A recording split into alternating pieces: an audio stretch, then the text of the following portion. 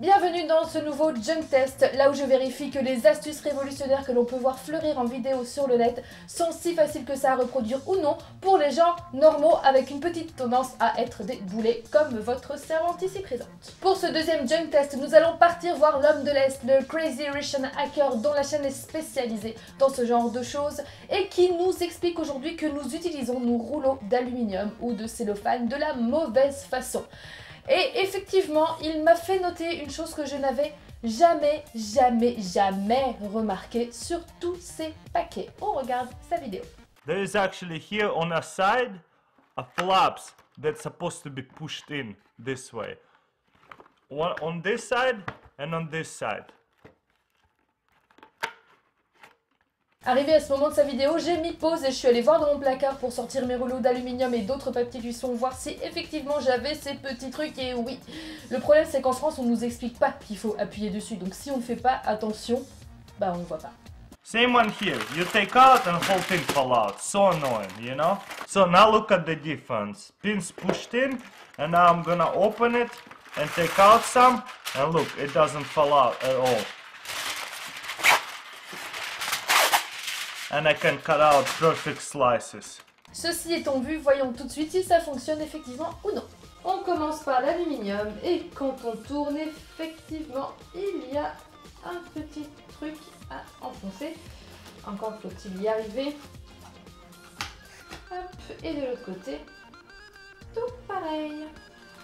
Nous voilà donc avec notre papier d'aluminium qui tient.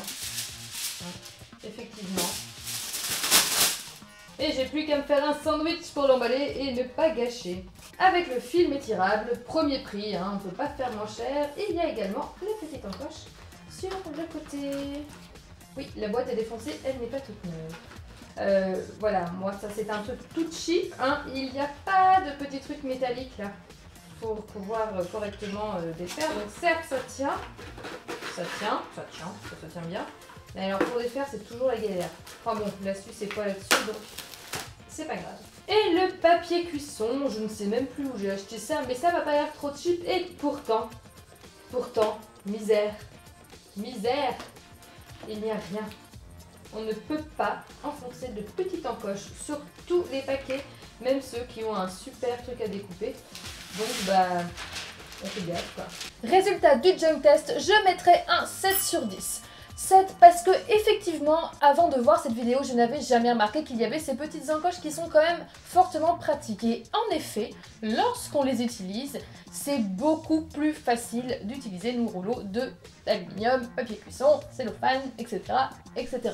Par contre, les 3 points en moins parce que malheureusement, je ne sais pas si c'est propre au marché français ou si c'est partout ailleurs, mais ces petites encoches ne sont pas disponibles sur tous les paquets et en particulier, visiblement quand c'est du très discount, ce qui peut m'arriver d'acheter dans ce genre de produit, il n'y en a pas. Donc c'est un petit peu dommage, ça aurait été parfait si c'était quelque chose qu'on retrouvait toujours sur tous les produits de ce type, mais comme ce n'est pas le cas, je ne peux pas dire que cette astuce est complètement révolutionnaire, même si c'est quand même une grosse aide. Je vous retrouve très bientôt pour un prochain Junk Test. En attendant, vous pouvez retrouver le dernier épisode de Junk on the Web jusqu'ici. Vous pouvez me retrouver sur Facebook ici et sur Twitter par là. Ciao!